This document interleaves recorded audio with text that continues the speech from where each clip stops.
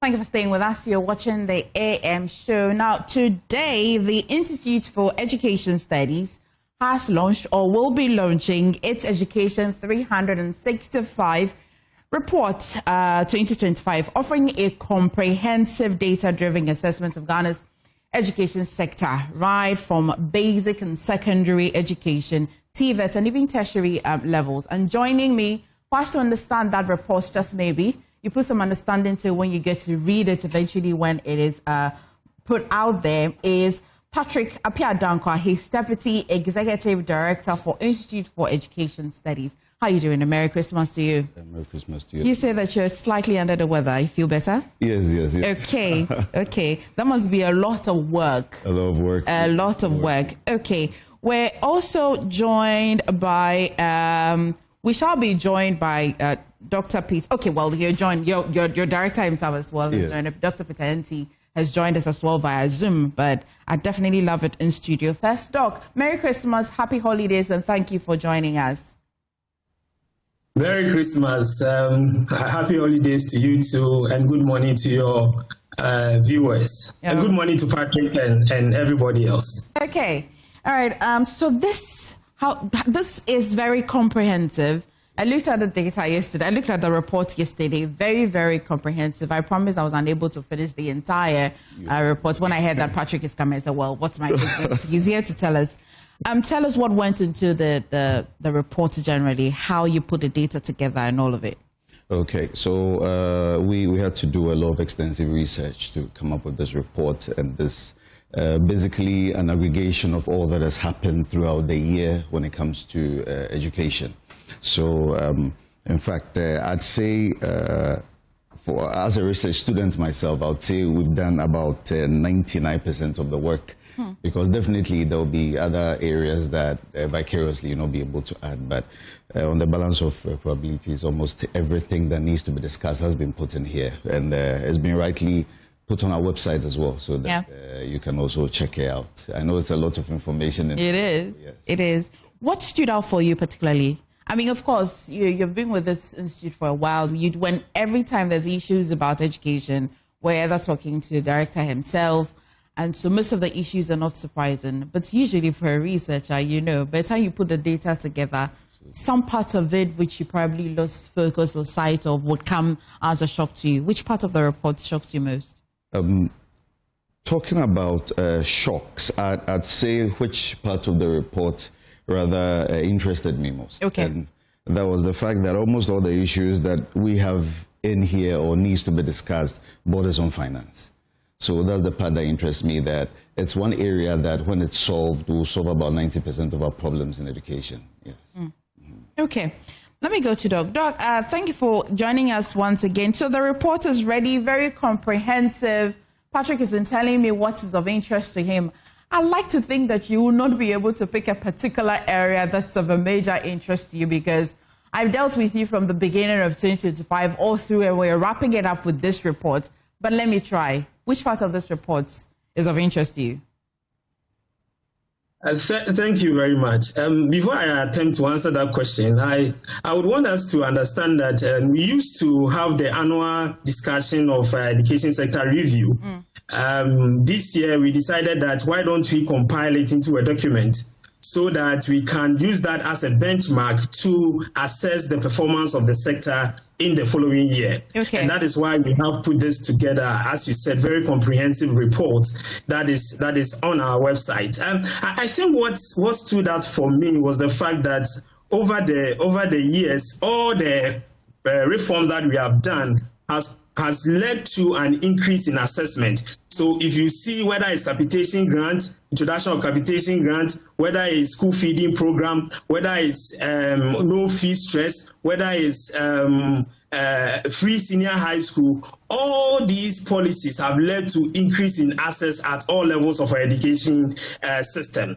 Basic education, secondary education, tertiary education. All these kinds of policies have led to increase in access. But interestingly, we have not had a comprehensive analysis of how the policies have also led to improvement in quality. So that is what stood out for me, that yes, we've done so much well with access at all levels of education based on the policies that we have introduced, but it seems that quality have not been at the center of our policy discussion, and that gives us a clear-cut direction as we move into 2026. Okay. I'll come back to studio. Patrick, let's get to the key findings per the report. Let's start with the key findings. Which one are you starting with? I think let's go to page 12. Okay.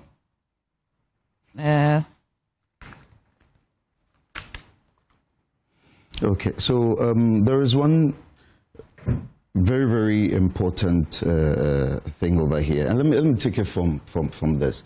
Now, our population grows by between 1.9 to 2% every year. Okay. And considering the current population, that means every year the natural increase is about 640,000. So every year we welcome 640,000 new Ghanaians. So when you take out deaths and births, like the difference, so that's we are looking at about 640,000. Now that seeks to explain that every year, the challenges or the problems that the government face, they need to make a significant effort to solve it. Because if they don't solve it, they get new entrants into the system. And that means the problems are going to surmount here. Right. So we noticed that some of the key findings, which includes having a population increase of about over 600,000, it has accumulated to having job spaces of about 240,000 every year. So if we are having new requirements for jobs of about 240,000, that means government should be providing jobs. So one of the key findings was that there is a major deficit in the creation of employment, and that needs to be looked at. So that's one major thing that we came out with. We also noticed that aside that, we have about 60% of graduate unemployment, and we have graduates of more than 300,000 every year. So that means we are continually going to have a deficit. So the government would have to come in, especially, hopefully next year, to create more sustainable jobs. Also, what's going to happen is that we're going to get to a time where population is going to surpass about 1 million natural entrants every year, and there's going to be a deficit, which is going to be a matter of national security.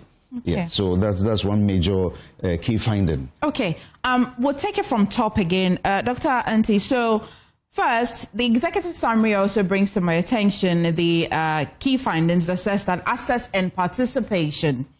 I'll just read that out for those who have not had access to the report. You find the report on their website, but basic education enrollment remains high with near universal primary coverage and completion rate above 95%. As well as secondary education enrollment continues to expand under the free SHS policy, with over 1.6 million students enrolled in 2025.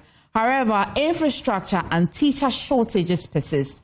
Tertiary education participation is 19.2%, with eligible youth reflecting persistent financial and equity barriers. And finally, for the access and participation, TVET enrollment is growing, but the relevance of skills and industry alignment remains a critical concern. You put all this together, what are you saying for access and participation?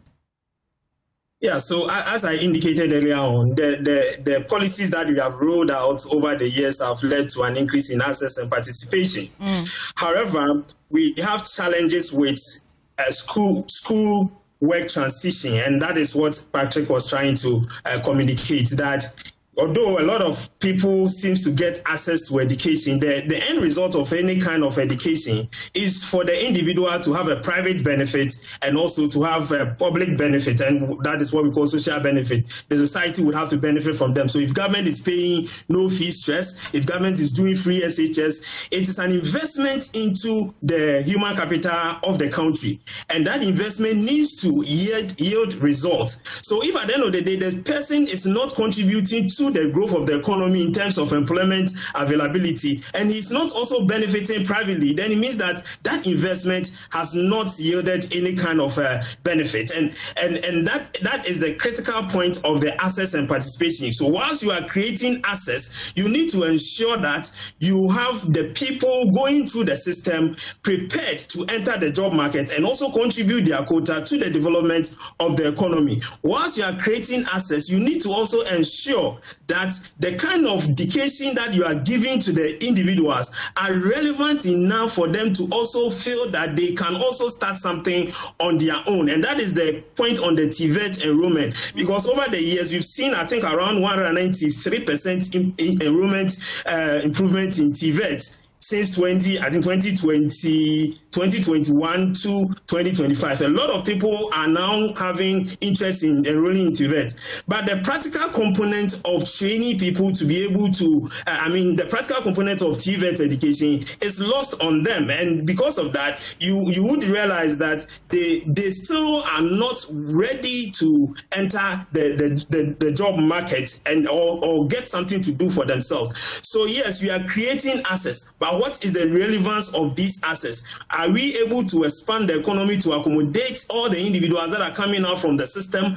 Are we able to adequately equip these individuals to be able to start something on their own? And that is the bigger question for anybody running the education sector in 2026. We are creating access. What is the quality of the education that they are receiving? And that leads to the second point in the key findings that you read. So you see that we have challenges with numeracy and literacy. And the bigger topic for the year, the WASI performance, clearly indicates that we have quality issues. So those are the dynamics, and we think that our discussion, our focus for 2026 is clear cut for anybody who runs the education sector. You don't need to talk about access again. You don't need to talk so much about participation again. You need to ensure that this translates into proper jobs acquisition, proper skills acquisition, proper 21st century acquisition, and more importantly, quality education. Okay, so Patrick, Docker's focus is mostly on access and relevance. Let's also focus a little bit more. He's introduced access,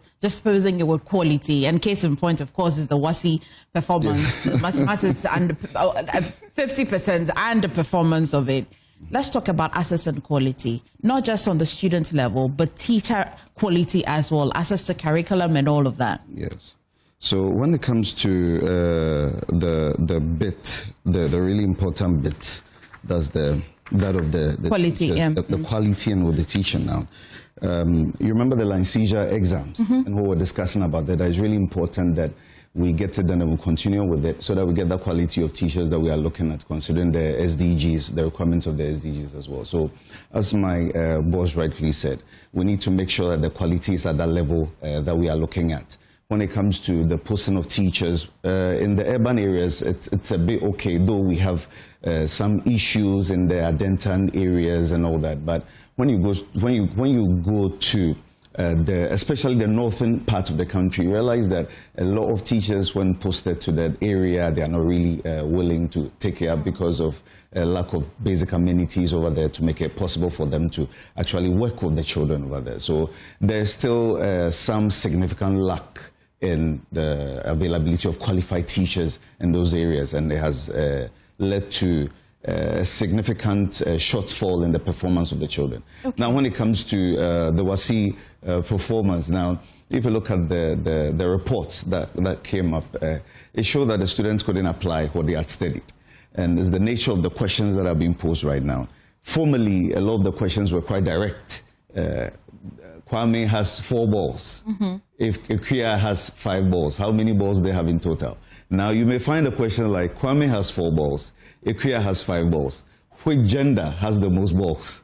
Okay. Then this will confuse a lot of kids because of... But is that not what we need? Is that not that kind of question? That's what we need. So that should give us a good idea that our curriculum is not killing it for us. Okay, it's not reflecting the aspirations of us as a country. Absolutely. I will go to Doug, because Doug, I remember that middle of this year or earlier this year, you've had a conversation about curriculum, and it seemed to see it's finding expression in the reports. the architecture of our curriculum, does it reflect what we need as a country now? Or you'd require that? Of course, I think every 5 years you look at it again. Please bring us up to speed to the current curriculum and how best it can be. Yeah, so in 2025, the minister announced that the basic education curriculum is going to be reviewed. I think the committee has been set up. There's been a lot of review of the standard-based curriculum by various agencies. The report captures one from UCC that indicates that the curriculum at the basic level implementation was a little bit problematic because the kind of pedagogy that the teachers were supposed to employ, and in terms of resource availability, they were not readily available, and that led to the teachers not able to implement the curriculum as it was supposed to be at the basic level. So the ministers plan to review the curriculum because it's run its entire life. It's very welcoming, and we are looking up to the processes that will lead to the review. At the secondary school level, a new curriculum has been introduced. Okay. And we have, I think it's run almost for 2 years now. There are a lot of things that have been introduced in there, which we are monitoring the implementation. And we think that if the implementation goes as planned, then we are likely to have some level of improvement in the quality of education that is given to the students. So we are all waiting for the second years to move to third year. The standard-based curriculum will now be assessed by WAEC, and then we'll see how the outcome will be, because it has so many interesting elements in there that if implementation is well thought through, implementation goes as planned, we're going to have a very interesting outcome come 2027. So we are monitoring the implementation of the curriculum for the senior high schools. That curriculum seems to touch on so many things. The Ghanaian value system is touching on other issues in relation to the student's ability to even think about the kind of subject combination that the individual would want to do. It brings to fore more issues about how the assessment process is supposed to be. It talks more about differentiation, your ability to now teach according to the ability of the individuals in your class. These are very brilliant ideas in the curriculum, the teacher manuals and the learner manuals. But we need to monitor the implementation, because it is the implementation that has the meat. If you're able to implement this curriculum as it is supposed to be implemented, then we should see a drastic change in the understanding of our students towards the various contents that they are being introduced to, and that should translate into performance. So in the space of curriculum, we are hoping that the coming year will see the birth of the basic school curriculum, which the minister is even thinking of introducing digital literacy, issues about AI and other things as early as grade 1. And we think they are interesting ideas, and we would want to see how that goes into the document and how that is going to be implemented, especially when we know that a chunk of our basic schools in the rural settings do not have access to digital devices. Right. How are they going to go around this? This is an interesting area that would come out forcefully. What form and shape will the implementation take, or what form and shape are you envisaging the implementation should take? And whilst you're at it, still under quality, when I come to you, you touch slightly on licensure exams as to, I don't know whether what we read in the news and what they have said about discontinuing it or cancelling it, I found expression in this particular report. But Doug, what form and shape are you hoping the implementation of the curriculum should look or take? So, as Patrick said initially, all our problems boils down to finance. If you really want to get the students to benefit from the content, the curriculum that you are developing, then you need to provide the needed resources using the equity principle. And the equity principle states that you need to give more to those who do not have and then less to those who already have. And that means that there are schools in this country that do not have access to certain teaching learning materials that enables the teacher to adequately implement the curriculum as it's supposed to be.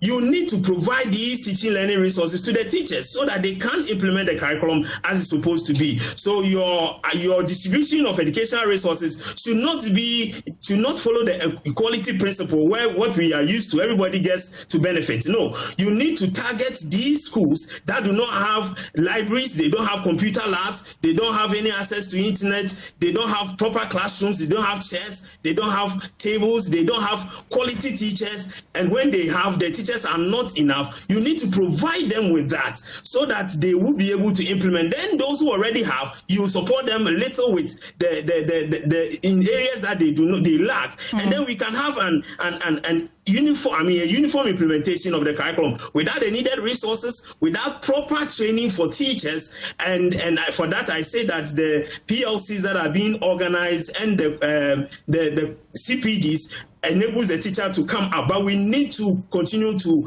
strengthen and enhance those kind of things. Without those things, we will not be able to get the full benefits of the curriculum as it's supposed to be. Okay, I'm coming to Patrick. When I come back to you, because you're talking about equity, we definitely would have to touch about inclusion, especially persons with disabilities or special needs. I want you to come to that when you come. But Patrick, let's talk about the teacher licensure exams. Doc thinks that when the government is speaking about education, moving into 2026, or per the report that I've seen, just the casual read, we must move from access to relevance and quality. Does the teacher licensure exam find any expression under these quality?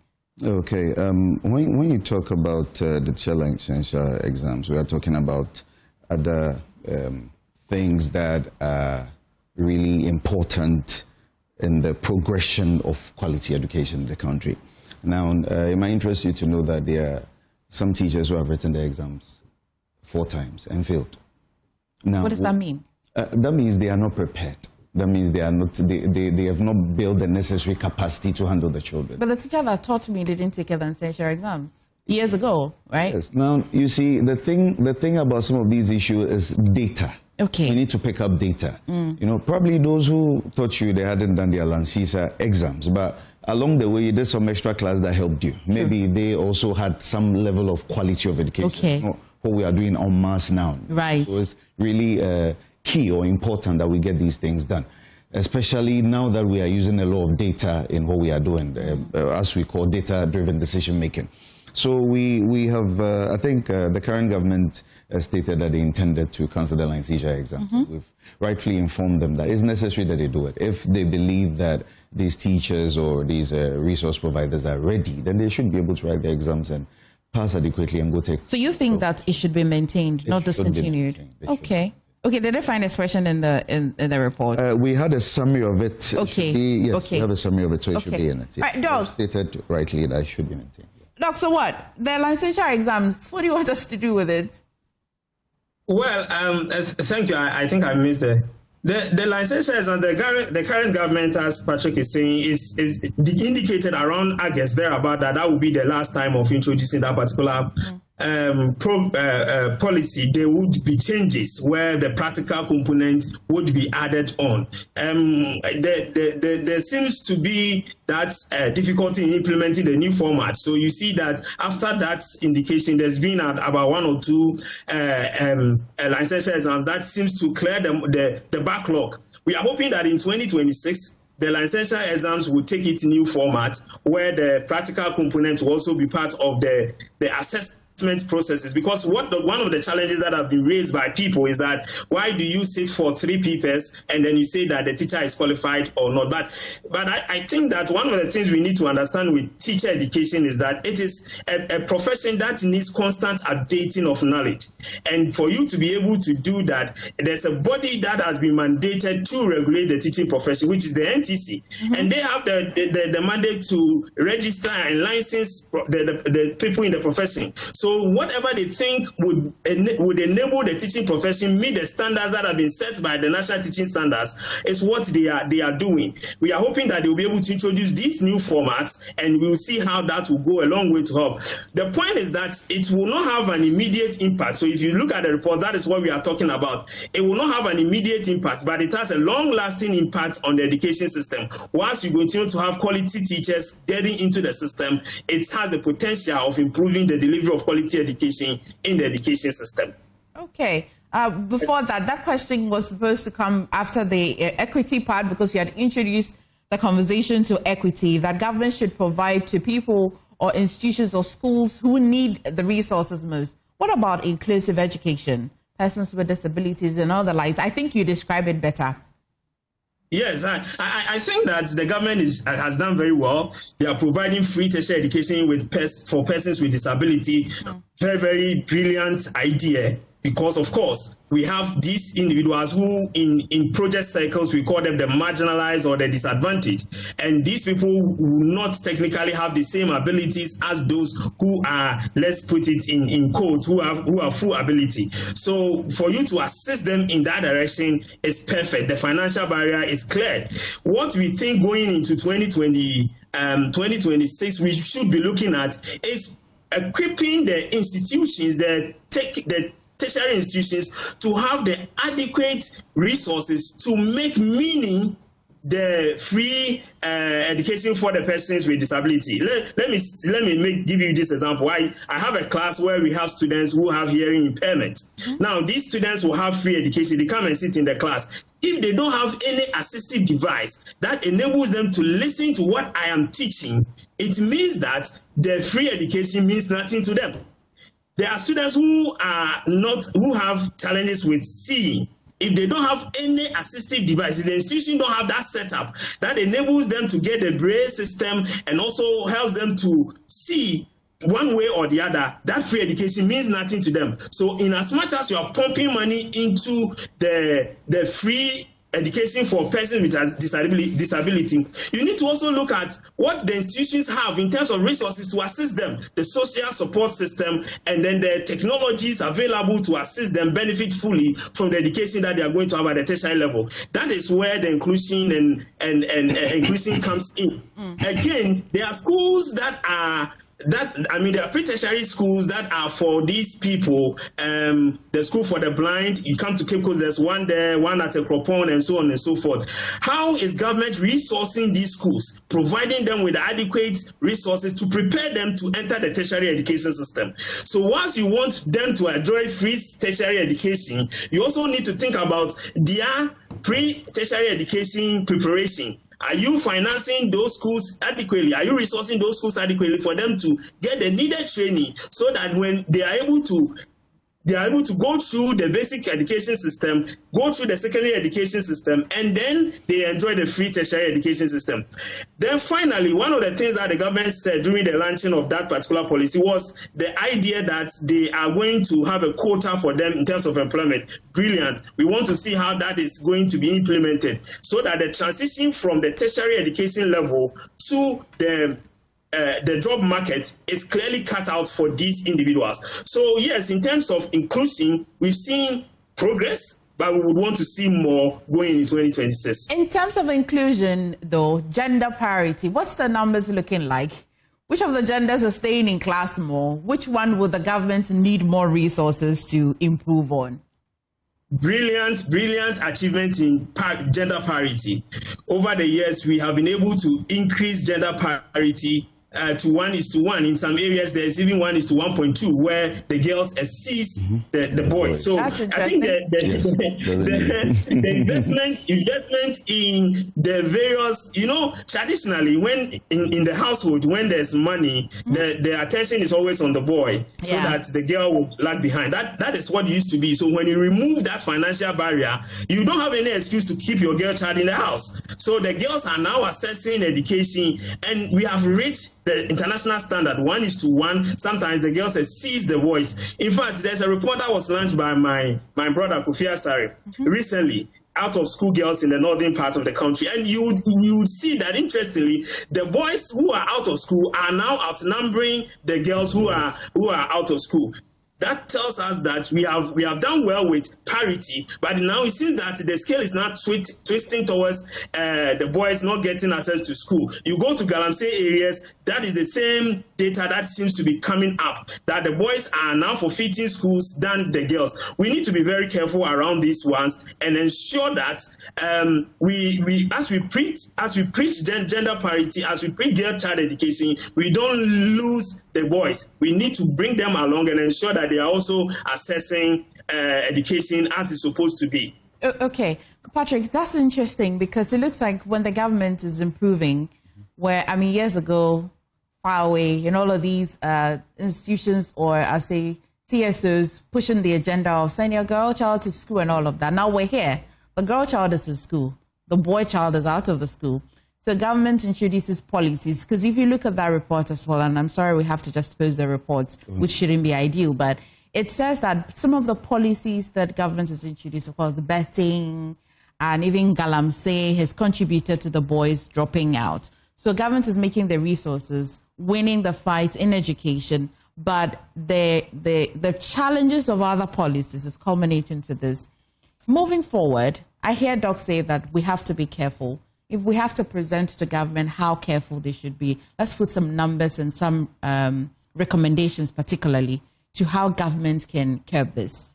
Okay, so in the past about, I'd say 2 to 3 years, we've noticed a significant increase in the girl child numbers. Now, and this is because of what? Equitable distribution of resources, or government being intentional about making sure that the girl child is in school, or breaking the financial barrier. Just that's it. It's a combination of all of them, because we have policies as far back as I think 10 years, where even at the university entry requirements were different for the girl child and the I mean, if you want to do a program like Bachelor of Commerce, you would have to come in with an aggregate of 10 for a lady, and the gentleman would have to rightfully come in with 8. So there has been significant efforts made towards improving the accessibility of girls, the girl child going to school. So these are all accumulated in these wonderful figures that we have now. Now the thing is, if you look at the last thing on our key findings, we spoke, and that's the first thing I actually spoke about the graduate outcomes and the labor market alignment. Yeah. Now what's happening right now is that if families are noticing that after having all that education is not accumulating to having a sustainable job, what they will do is that they will begin to find their way somewhere else. And that's why we have significant number of our gentlemen going into Galamsey and all these other things. So it's also imperative that the government works on aligning our labor market to our educational outcomes, so that every person who goes to school is confident that when I'm done with school, the government has got a plan for me, so that they don't move to all these interesting areas that are taking the boy child out of school. Really good that you have said this. But Doc, I'm coming back to you. So I see that you say TVET and applied research initiatives are critical for addressing youth employment and national productivity. And I like to think that TVET could be a cure to the problem of approximately 60% of tertiary graduates are underemployed or unemployed. But TVET, just on the face of it, as I understand, it's acquiring a particular kind of skill. When I am done, you know, in Ghana, when we think about TVET, we think about entrepreneurship. Absolutely. Some sort of, right? Don't correct me if I'm wrong. Now, I still need some resources. I need capital, access to funding to be able to, after I've acquired the skill, to be able to start a business myself if the government cannot even provide employment for me. And so I see that while TVET has become a vehicle to cure the tertiary graduate underemployment and unemployment, in that TVET in itself, Doc, have you looked at it to see how many have acquired and do not have the means to be able to put their skills to use? Thank you. I think that the data suggests that, in fact, let me say so that people don't get me wrong. There's been a lot of investment in TVET, no doubt about that, and that has led to the increase in enrollment in TVET trade areas that we talk about. But then the kind of financial push that TVET sector needs is not there. The total budget allocation for TVET within the education sector is still below 3% of the budget that goes into education, whereas the other areas are doing above 20%. TVET within the secondary education sector is less than 3%. Sometimes they quote the figure around 1.9%. Now, it means that you are not pushing more resources into TVET, an area that you are likely to get most of the people who obtain skills that leads them to be self-employed. I think that is why the government is introducing the apprenticeship system, that they are indicating that after you have gone through the apprenticeship program, you'll be given some money to set up on your own. And I think that is an area that we will need to monitor as we go into, because that's an aspect of TVET sector. That's we go into 2026, how that particular program is faring and how it's going to impact the economy. So yes, there are people who have gone through the TVET education system. Their training were not so much practical oriented because they do not have the requisite tools to be able to deliver, to be able to function effectively within the job market. TVET is practical oriented. So when you don't have the requisite resources to train them, you don't expect them to get to the field and have the ability to work with the machines that are in the system. So we will definitely have people graduating from TVET institutions who, one, do not have the resources to set up on their own, and even if they have, they are sometimes unable to work with the machines that are in the system.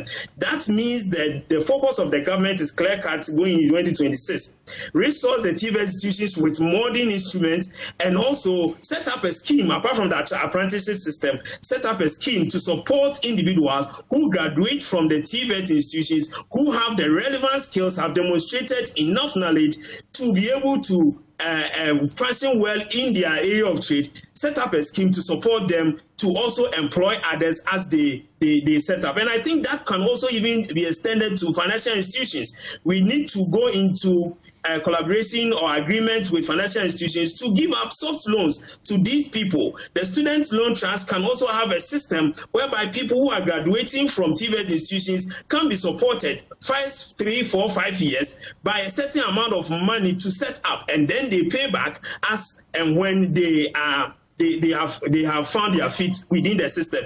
These are things that needs to be done deliberately to ensure that those going into the TVET sector, a time will come that they will also come up and then join the graduate unemployment scheme and say that I don't have anything to do. Because they have the skills, you need to support them with the financial resources to set up so that they can also bring other people into the job market. Indulge me a bit, just for the purpose of this conversation. Does the informal, even if I'm allowed to describe it that way, does the informal TVET sector as well have an impact where I can acquire the skill, but I don't have to go to the government provided or the institution that has been washed as TVET? Does it have any impact on the numbers as well?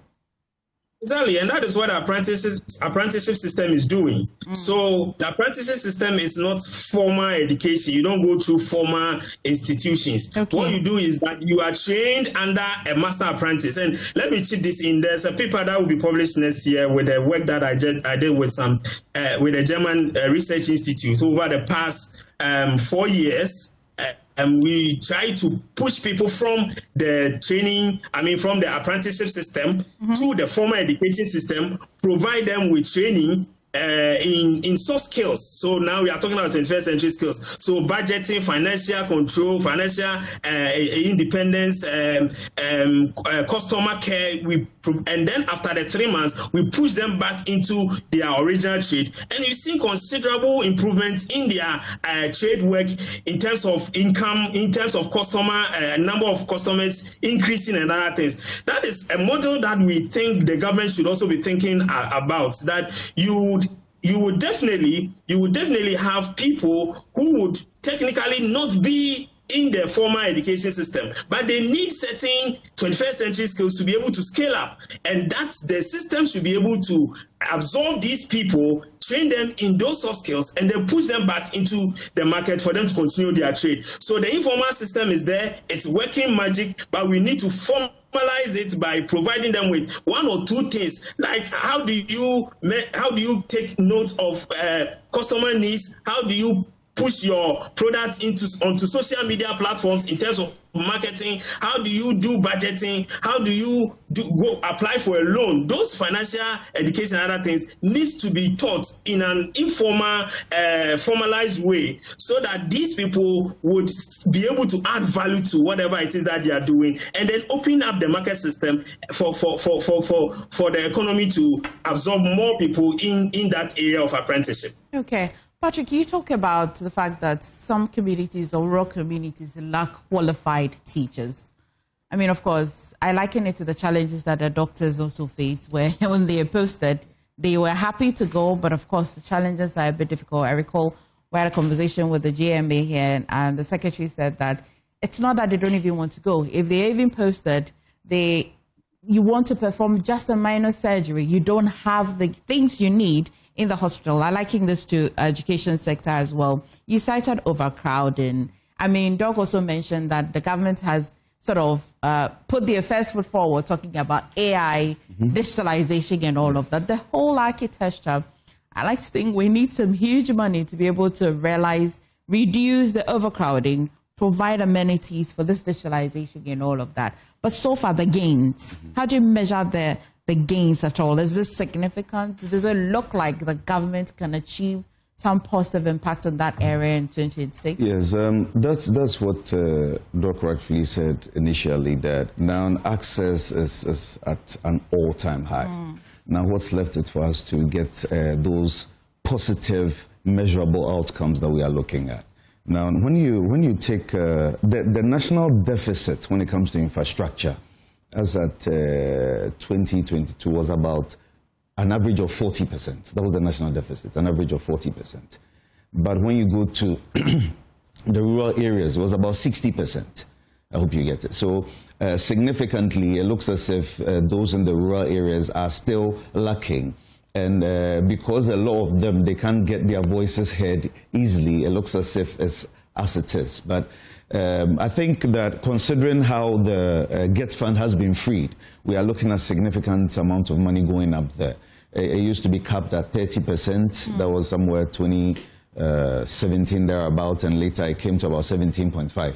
You know, but now it has been freed, it has been uncapped, so we have almost about 7.4 billion to spend. Okay. Yeah, so we have a lot of money in the system now thanks to the uncapping of GET fund. So we are quite optimistic that come next year, GET fund should be able to solve a lot of these challenges significantly for us, so that all the teacher shortages, and you know, the thing about the teacher shortages is not simply because they don't want to post them there, but so there are teachers. There are some teachers, but they still need more. You know, when you go to the rural areas, one major problem over there is that the living or the population is scattered.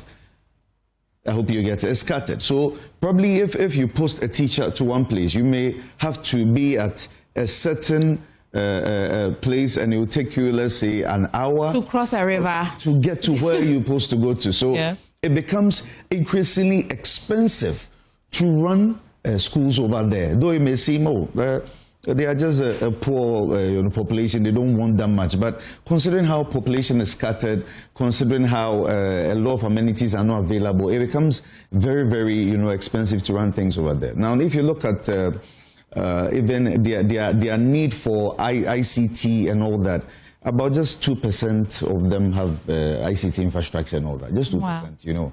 And it's quite telling. And aside that, they don't even have proper access to electricity. As at, I think last year thereabouts, we had over 77% of schools in the urban areas having access to electricity. And when you go to the hinterland, they had about merely 35% thereabout. So when it comes to education, there is so much deficit in those areas. But as I said, the good news now is that GET fund has been uncapped.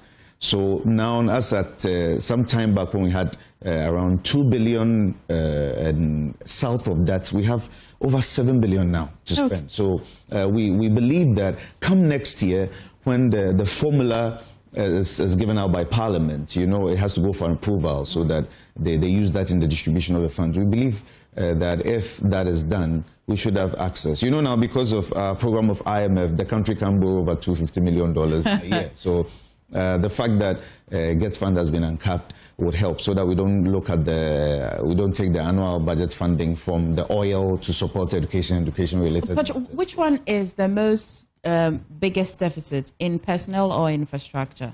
I would say infrastructure. Infrastructure. You see, and infrastructure, I want us to, you know, talking about infrastructure, I want us to rightfully add our basic tables and chairs and other things. Right. Yes. Right. You know, because as I told you, as at 2022, there was a national deficit of 40%, which is quite significant. For infrastructure. Infrastructure. For the kindergarten, it was 50%. For primary education, it was 40, and junior high school was 30. So the national average was around 40. But when you go to the rural areas, the average was about 60. You have about 4 people to a desk. It was about 60%, you know. So that's why we're saying that with the freeing of the or uncapping of the GET fund, it has really given a lease of life. So what do we do? The uncapping of the GET fund plus the government expenditure. Government is projected to spend a little over 16% of its total expenditure for the education sector. What are we doing? Are we adding the GET fund uncapping how much we're getting, now, or still under it? Yes. Now, you see, when we talk about the annual budget funding amount, that's with all the government revenues, government institutions that generate revenues. There's an amount you save, and there's an amount that you make available to government for spending. Now, what was the practice some few years back was that government had to pay lots of loans, had other financial obligations in other areas and other sectors, other industries, and they saw the GET fund as a readily available fund that they can use for that. But that led to a significant amount of money being lost from its major or its primary focus, which was for education.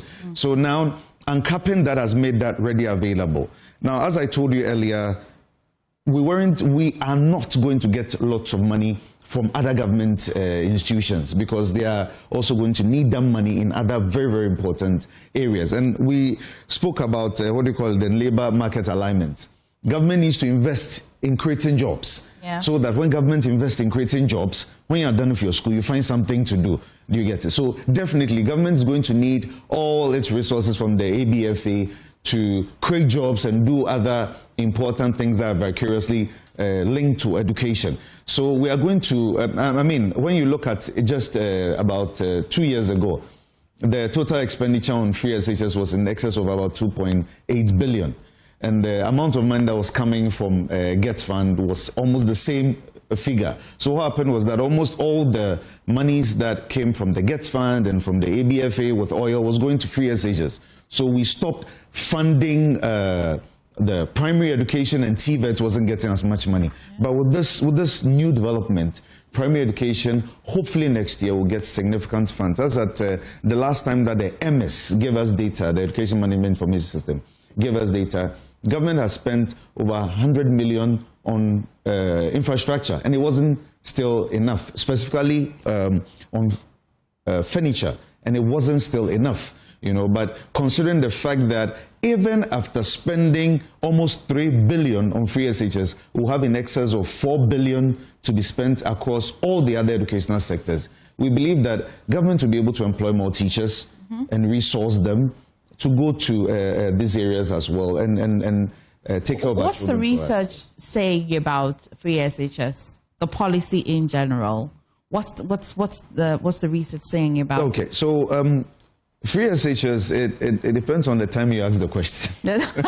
Okay, well, earlier last year, parents said that while the policy was good, and correct me, Doc, you're here, if I'm wrong, it looks as though government didn't allow them to do or to help. Let me just use the word help. Yes. So what? This year, or maybe 2026, if everything remains the same, first of all, I'm curious. Yes. Well, in your research, I like talking to research students. In your research, what's the research talking about the policy in general? Okay, the policy. Continuum. The policy is a good one. It's a fantastic policy. You know, initially the idea, when the first time that it was an agenda center, the idea was parents didn't have the funds to take their children to school. Now, in putting it together properly, the discussion was that if we don't also look at the cutoff point, we'll have free SHS and we'll still have a lot of children out of school. So there was the belief that if the children made a grade 8 in English and 8 in math, they should be able to move ahead and try. And there was a new, as Doctor said, there was an intervention that was put in place for maths and literacy, which was added to the standard-based curriculum, so that the children who didn't do too well, but looking at how the grade, the entry requirements was drawn down a bit, they would have the opportunity to go through this literacy and numeracy session so that to get them up to speed. So free SHS, it's good. It's very okay. It has improved access, but we are hoping that the idea to add the literacy and numeracy bit to those who didn't do too well will be done so that we can easily integrate. Because what's happening is that some of the teachers may have. Does that increase the budget? Will that increase the budget? No. The budget is still where it is and we'll be able to cater for absolutely. that gap. And to add to it too. The whole issue with free SHS has been a finance issue. You see, the parents are saying they want to help. What do they want to help with? Do they want to help with teaching? No. Do they want to help with supervision? It's the financing. It's the money. It's the money. And as I said earlier on, the GET fund was badly capped. The best they had done in the last about 10 years was 30%. It went as bad as to 17.5, and now it has been totally uncapped. So that's what I'm saying. This time we have more in excess of 7 billion. The government doesn't have any excuse in it. Not at all. Okay. Not at all. All that we are waiting for is just the formula. That's all we are waiting for. Okay. You know, so are you proposing formulas for them? No. Because a person can have money, but they don't know how to spend it. Yeah. So what I mean by formula is it's a technical thing that they do. We have a committee, and they come up with a formula that, okay, we're investing girl child education. We're investing so much into girl child education. Maybe, let's say last year, they were doing about 40%. Now we have a lot of our girls in school. So what we're going to do is that this year we are going to do 20% for girl child. Okay. When it comes to IT, we are going to do 5%. When it comes to TVET, we are going to do 50%. That's what we call the formula. So the committee comes up with the formula. They take it to Parliament. It's approved. And as I talk to you right now, the formula has been approved. And hopefully by next year, it should come out after the Does the formula look good? It's been approved. Very good. It looks very good. Okay. Well, Doc, we're wrapping the conversation. I'll come to you for your final words on the report. And as well, what would you say the government should do in areas that has been dominated by galamsey, or the areas that have been dominated by the factors that we're seeing is contributing to the boy child not staying in classroom? What government can do? The incentive. Imagine you have to incentivize a boy child to stay in class. But Doug, let me hear you. Well, it's been an interesting year in the education sector. I think that there should be specific plans for the boy child education, in the education sector going into 2026. I think that there should be incentives for boys to stay in school, and then this should be location specific, because each and every location has its own determinant, the reason why the boys are not going to school. There should also be a good signal for the value of education. And this I say with a lot of passion, because you cannot have a situation whereby people go through an education system, even at the tertiary level, pays huge sums of money, and the next thing you see is that they are on TV demonstrating for them to be posted to go and teach. That is a big disadvantage, or a big level of low motivation for anybody who is accessing education. Because what's the end game? You pay money, you pay huge sums of fees, and then at the end of the day, you cannot get something to do for yourself, to help yourself, and then to help your society. And that is a spectacle we should not be seeing in 2026, that education should be valuable, that we put a lot of value on education so that parents who are spending money to push their kids in school would not be the same people telling the world that, let me put it in, school now, saying, what's the use of the school or the education that you got? Because they see that after national service, these are the kids that they have spent almost all their monies on, thinking that they are preparing them to come and also support them. But after national service, they still take monies from them, they feed them, they clothe them, and they do all those things for them. That is a very spectacle that we do not want to see going forward in the educational system. So education should mean something. And that signal that we will get from the bigger platform would enable the boys at the lower level put some premium on education going forward. In 2026, we think that we have gained a lot of access, and I think this is the message that we want to communicate. We've gained a lot in terms of access. At the secondary level, there is a big problem with quality and discipline. Right. And I say this because a lot of the reports that we reviewed, we looked at media reports from your esteemed platforms and other places, seems to suggest that a lot of indiscipline is coming on. In fact, it is piling up, and that is dangerous for a society like ours. So you are providing free education. A lot of these people have gained access, but then you are having challenges with the moral aspect of your education. The socio-emotional department of the individual is going down. At the same time, you are not getting the quality that the kids need to be able to function fully within the economy. The focus of an education manager will be to now tackle these two areas, because as I said, attention on access should be low on our agenda. We should tackle discipline, we should tackle quality. And in doing that, we'll be able to reap the full benefit of the investments that we are making in the education sector. So yes, it's been an eventful year. We want to see a lot of changes in the things that happened this year. For example, school placement, chaotic. We don't want to see those chaos 2026. Wasi bomb, we don't want to see that bomb 2026. That is what shows progress in an education sector. If we are repeating these things in 2026, it means that we are not making progress. And it means that the things that we complain about, the things that we talked about policy-wise, for example, the minister along the line said they are going to recruit a certain number of teachers. Let's see that in 2026, let's see a lot of recruitment of teachers into the profession in 2026. Those are the things that shows that we are making progress in the education sector. And that is why we are going to continue to release this report to track the performance year on year and then peg it against the global standard of education, SDG 4, where we want to provide quality and inclusive education for all, and see how best we are getting closer to achieving that particular international metrics. Right. This has been quite a comprehensive report, quite extensively discussed as well. But Patrick, you say the report is up on your website, right? And then very available. You don't have to pay anything for the report. No, it's free. Okay.